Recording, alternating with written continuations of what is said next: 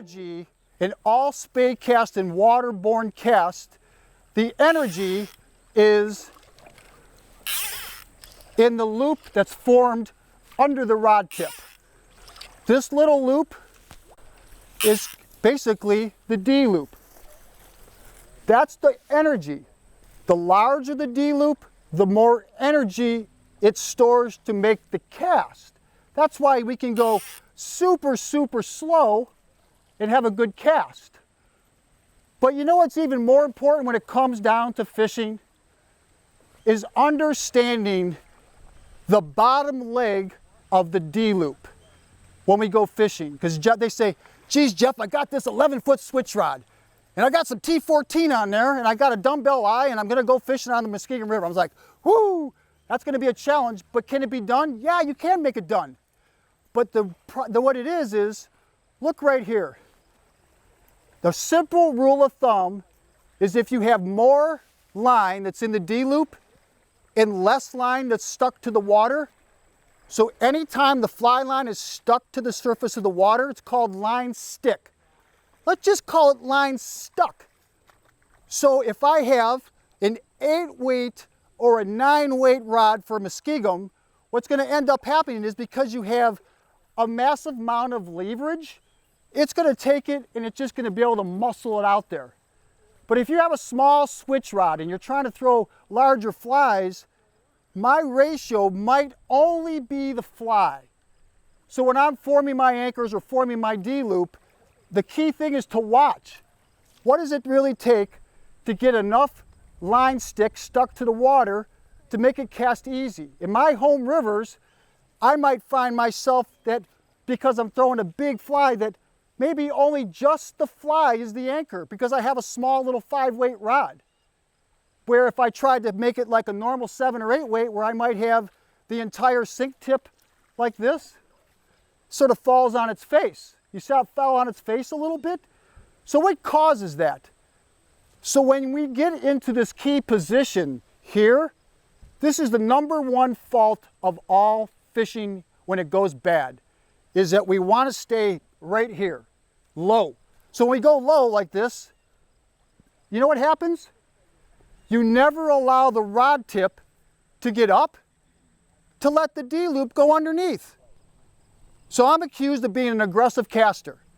And I'm going to claim fame to that because I like to fish aggressively. So there's 2 ways that we can form this fishing D loop. One is to just raise the rod up and look. Because of these short little Skagit heads, the D loop just basically forms itself underneath. But you can also keep the rod low and force it underneath. When I force it underneath like that, it turns the D loop into a V loop. That's why I fish really aggressively and I cast aggressively because my back cast is extremely aggressive compared to your standard Skagit cast. Skagit cast motto, really easy. We're going to make our cast, there's no pause in a true Skagit cast. Rod's low, low, high, go. That's the Skagit cast motto. The rod load starts here, it's a nice slow progression, just like this. And then you watch, this is where I want you to watch. Tap the water where your anchor's at. That's where you want your anchor. If you tap the water at your rod tip, draw an imaginary bullseye, and I don't want you looking where you're fishing. There's no way you're going to be your own spade mechanic and fix your problem. The way you fix your problem is to consider this to be a golf tee, your anchor. Watch what happens. I'm going to watch my anchor. All right, there's my anchor. There it is. Okay. Oh, I had about 2 feet of line stick. Okay, felt pretty good. Next cast. Was terrible. That's because I had a whole bunch of line stick there.